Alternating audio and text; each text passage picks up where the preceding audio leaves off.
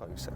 Right. So I'm just on my way to see Joe Maphosa, the boxer in Middlesbrough, and I've not interviewed a boxer before, so I'm really excited, a little bit apprehensive as well. I'm told that he's a really nice fella, but we'll find out. And I'm with my mate Jamie Boyle today. He's come along because he knows Joe. So let's see how the interview goes. How we doing, guys? My name is Joe Maphosa. I'm a professional boxer from Teesside, 25 years old, and I'm undefeated so far. Fantastic, Joe. Now, could you tell us how you first got into boxing? With the boxing, it was more or less a couple of friends that they used to go to Middlesbrough ABC when I was around 12, 13, and I was just intrigued. But I wasn't really wanting to compete at that time. It was more the case of just getting my fitness. So I went to a boxercise session, Joe Walton's. A few people might know that, just in North Ormsby area there. And I tried it out, and I really got the buzz for the sport. I really enjoyed it. I liked it, and from then on, the coaches there recommended me to go to Middlesbrough ABC, and it just took off from there. Really, I never looked back since my first day in the gym. I really enjoyed it. And did you know that you were good at that early stage? At that early stage, it was more of just enjoying the sport, just enjoying the training, the fitness, because I was naturally fit anyways. I used to do cross country at school. I used to do football, rugby as well. But the coaches, they were the ones that were really motivating me, because they were telling me, look, you've got something there. You might as well take advantage and really use it. So they put me in the right direction. Tony Whitby and Will and all the other coaches at Middlesbrough ABC. So Joe, how have you found the change from amateur boxing to professional boxing? From amateur to pros, I think the main difference is most likely the brutal strength. You know, you're boxing guys that are really tough. You can hit them with anything, 10 punches, and they just come back at you. And it's more the physical strength side. I think obviously the rounds are longer now, and the fights are longer as well. So you need that stamina in the long run really to push you through. So I think that's the main difference for me, just slowing things down and building more strength behind the punches. Yeah. And do you think having that strength is something you've just got in you right from the beginning, or do you have to just do an awful lot of gym work to build up that strength? We always have to do a lot of gym work, the strength and conditioning side. We always have to implement that into the training. But I think it's more, some people have it sort of naturally already. The foundation is there. Like I said earlier, I used to like playing rugby, so I used to be straight in there for the tackles and stuff like that. So I think I've always had that strength side there in my arsenal, but it's just adding the boxing to it as well. And who's your trainer at the moment, and how do you work with the trainer? My trainer at the moment is Imran Naeem. He has his gym in Stockton, Natural Progression Boxing Academy, and we work great together. I've been with him coming up 3 years now as a professional. I've had nine fights and 9 wins. He's really taught me a lot from the very early stages of my professional career. And things are just going onwards and upwards, really. I'm really enjoying the training, really learning new stuff every day and just picking things up. Yeah. You've mentioned that you're on an unbeaten run. I'd imagine that must add pressure to you as a professional, because everybody looks at that zero, don't they? 0 losses. So how do you prepare yourself for that? Because I know you've got a fight coming up in a week's time. It's just all about just being dedicated to your craft, really.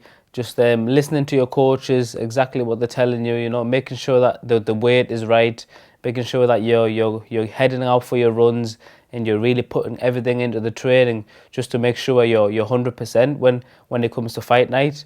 Because obviously no one likes to lose, so we all train the best that we can to give ourselves the best chance in that ring, definitely. Yeah. And for people who aren't boxers, I count myself as that. I'd be interested to know what the sequence of things is that you do You know, when you get to that changing room at the event on the night of the fight, you know, what's the sequence of things that you do to get to your ring walk? The sequence, basically, we get there. We just try and stay relaxed as possible. To be honest, I found over the years that's the best way to do it. Just stay calm, stay relaxed until it's time to actually start warming up. So we get there, you know, have a few stretches here and there, just loosen off. My coach will say, right, Joe, it's time to do our hand wraps now, because in the pros you have to get like proper hand wraps. You know, the padding has to be right, has to be checked over as well. So you might spend at least about 30 or 40 minutes getting your hands properly wrapped, so they're nice and safe in the ring. And then from there, obviously, you start getting warmed up. Your kit goes on, start doing the pad work. And at this point, I always still try and stay relaxed until it's time to actually do the ring walk. That's when I try and let my energy out, try and really get those nerves out of me, just so I'm 100% in that ring. Yeah. And how much research do you do on your opponents? With the opponents, I think it all depends who you've got in front of you, really. I mean, if you've got a really high level opponent, then you might do a bit more research than what you do normally. But it's more or less on the coach's side. You know, they do most of the work, and then they'll feed you what you need to know, just so you don't end up sort of stressing yourself out and thinking about the opponent too much. It's more, my coach has always said to me, it's more about getting myself 100% ready instead of thinking about what the opponent's doing and what they're training. As long as, he's always said, as long as I'm ready, as I'm fit, and then the fight, we're going to win the fight, definitely. Yeah. And can you tell us something about the opponent that you've got for this fight in February? Yeah, the opponent that we've got for this fight, it's going to be a 6-round contest. We're fighting a Nicaraguan opponent who's coming over. He's got a 50-50 record. It's more or less a learning fight for myself, still trying to get up the rankings. He's got a good knockout ratio, so I'll have to definitely keep those hands nice and tight. But I should go in there and I should be beating these type of guys if I'm wanting to go to that next stage, you know, fight for titles and fight for the high honours. Yeah. I should be beating this type of opponents and moving forward. So is the plan to go the distance and show off your skills, or are you going to go for the knockout? To be honest, in my weight class, the knockouts, they're very far and few, just because we are lighter guys, we're the small guys, you know, in the sport. But definitely, if the opportunity comes to get the guy out of there, you have to go for it, because this is the entertainment business. So the fans, you know, they pay money. A lot of people, they do like to see people win, you know, the hand raised, but everyone likes to see someone, as bad as it sounds, they like to see someone on the floor hurt. That's the entertainment business. So if I see the opportunity, I'll definitely go for it. Great. And could you describe your style to us? Yeah, my boxing style, I think, coming from the amateurs to the pros, I think my fast hands and fast feet have stayed with me, which is a good thing, definitely, because at my weight class, you know, the lighter guys, we move around a lot. You know, we score punches, moving around. Like I said, the knockouts are far and few. So it's more or less, I've got a good work rate, good technique about me, and I can really let my shots go when it's time. So Joe, which aspect of your style do you think you can improve on? I think possibly maybe the defence side. You know, sometimes I do get a bit carried away, just going for trying to get the opponent out there and not thinking about, right, I need to hit them and not get hit as well, which is the main part of boxing, really. So that's something that we're always working on in the gym, and it's just improving it each time, really. Yeah. And talking about that aspect of the game, the defence, if you're a professional boxer, there's a lot of stuff in the media at the moment about sparring and heavy sparring and technical sparring, and I'm just curious to know what you think about the impact of heavy sparring, and should you cut it down? Is it okay? You know, what's your opinion on it? Personally, I think the way that we do it is perfect, really. We don't really spar unless if it's for purpose. like if we've got a fight coming up and we're in training camp, that's the only time that my coach will recommend sparring, because like you said, it's just wear and tear on your body. You know, you're getting hit to the body, getting hit to the head, and you only want to put it in when it's needed, the sparring, just for that practice for the fight. Otherwise, you're not going to last in the game, really. You're going to put a lot of miles on the clock. Yeah. And what, out of the professional fights that you've had, what do you think's been your toughest fight, and why? My toughest fight, I can say most likely against former English champion Lewis Norman. He's the best on the resume, should I say. It was a good fight. I won it convincingly, but I think with his experience, he just made it that little bit more difficult at the time. Yeah. And out of the current boxers in your kind of weight class and in the UK, who would you most like to fight? Who would I like to most fight? To be honest, I've never looked at particular names.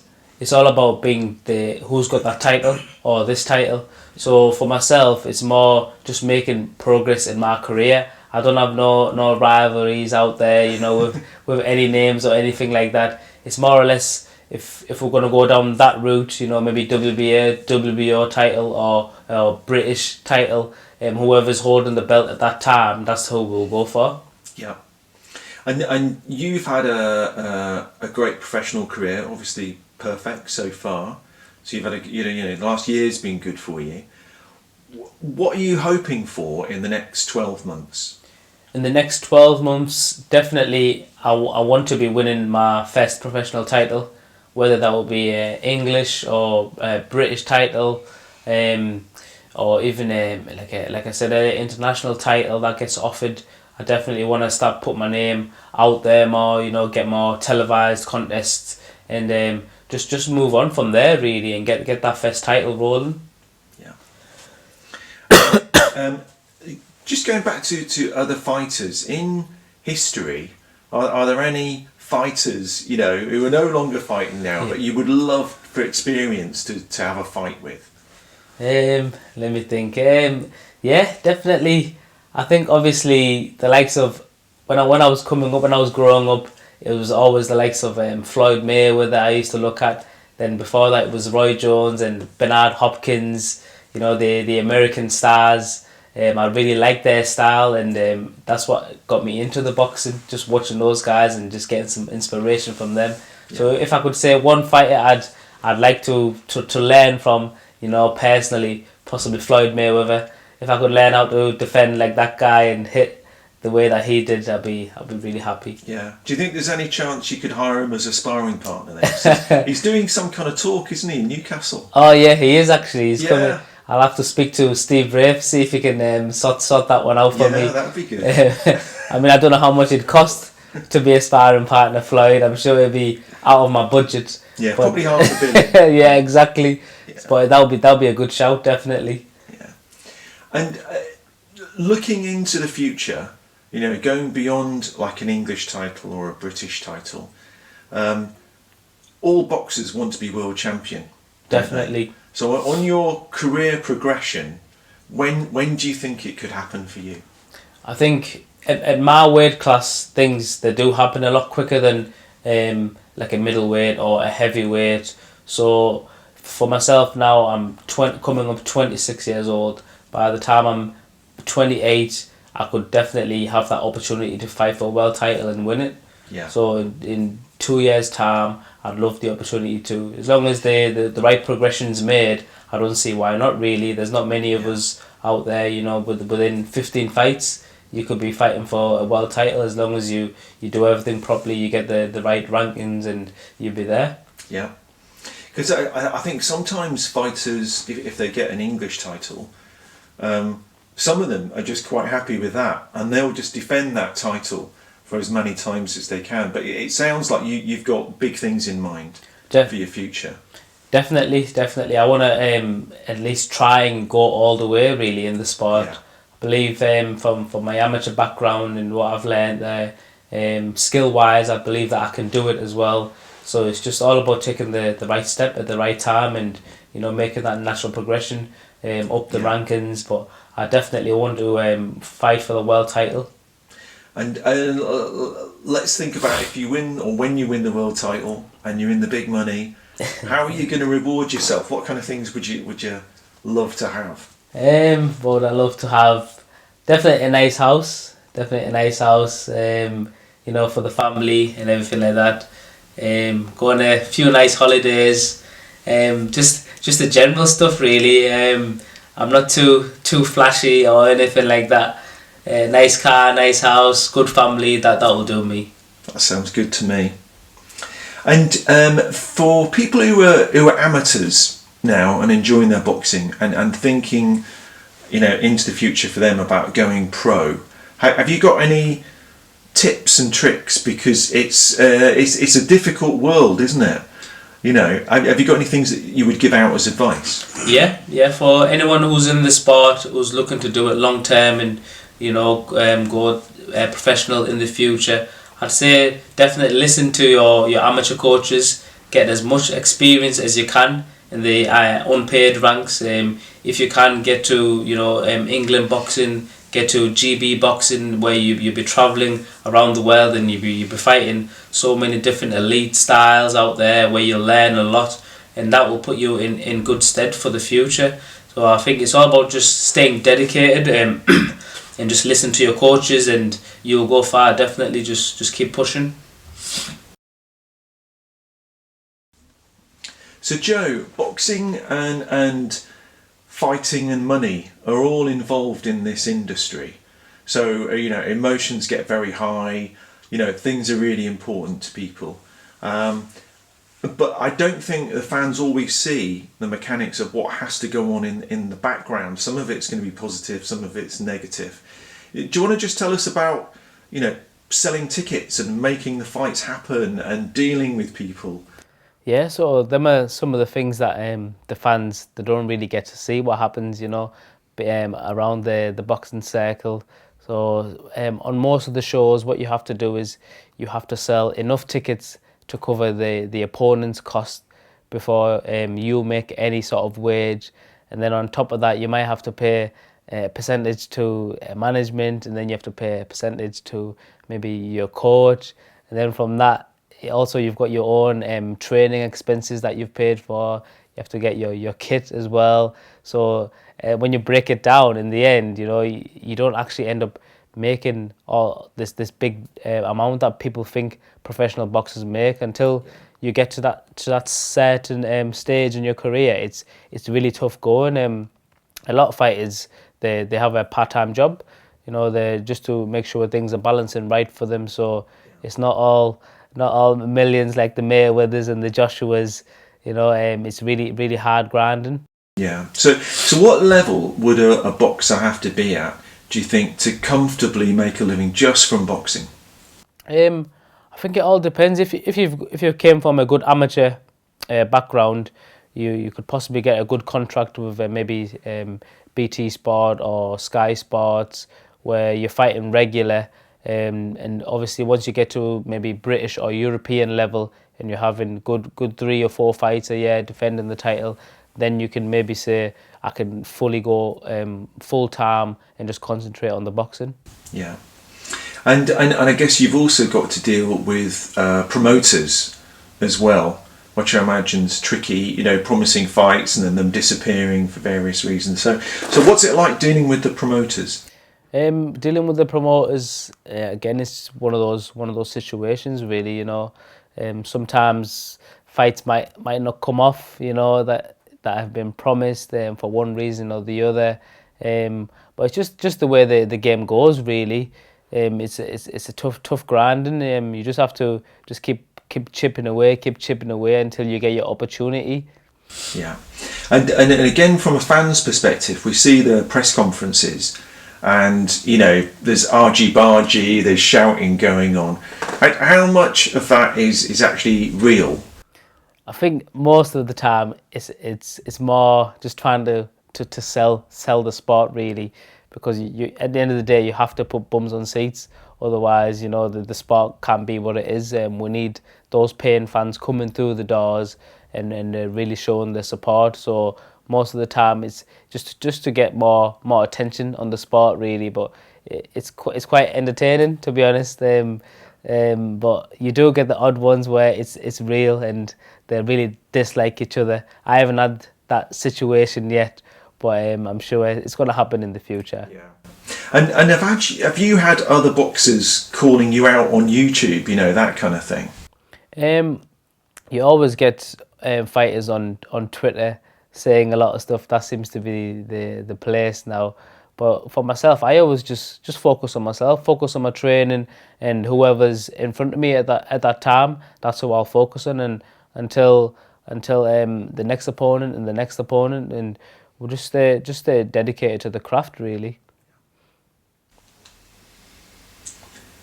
Joe, you've been in the boxing industry a good while now, and you would have met hundreds of people in boxing, and there'll be some villains and there'll be some just really nice famous people. So have you ever been starstruck by meeting anybody? Has anybody really kind of stood out for you? Yeah, I think it was last year or the year before. Actually, Roy Jones Jr. was in Middlesbrough town doing sort of like a guest appearance, and luckily enough, I got to go in a sort of a private area with Roy Jones Jr. and you know I was really taken by it. He gave me really good advice for my career going forward, and I just couldn't believe that I was in the presence of someone like himself. You know, a boxing legend who's going to go down in the history books, was already in the history books. So that was a really special time for myself. And everybody's hoping for great things from you. We'd love to see you as a world champion and putting Middlesbrough on the map. So anything to say about being world champ? How are you going to get there? Obviously it's going to be hard. It's not going to be easy. But once I get there, I'd love to bring the belt back to the Riverside Stadium.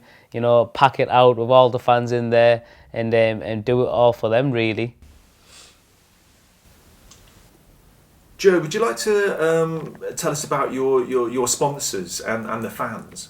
Yep, definitely. I just wanted to say big thank you to the local fans of Teesside who have been following my journey since I've turned professional. It seems to be growing more and more, and I'm really thankful for that.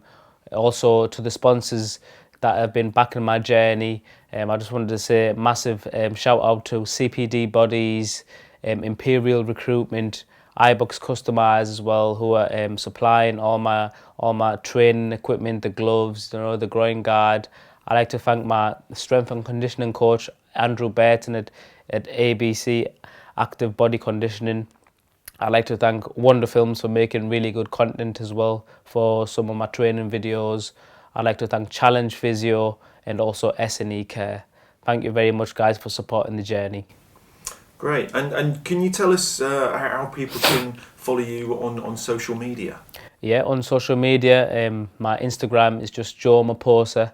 Also Facebook as well, the same. Twitter, I'm on there as well, so just hit me up, guys. So we've just finished the interview with Joe Maphosa, and what a fantastic guy. He invited us into his home, which was really kind of him, and got to meet him. He was really helpful answering all the questions, and I definitely felt I was in the presence of someone important. This guy's going to go far. I think he's going to be world champ. He's got a big fight coming up the end of February 2020, so that's a couple of weekends away. So I look forward to seeing how he gets on there. But great guy, look out for him. He's going to go far.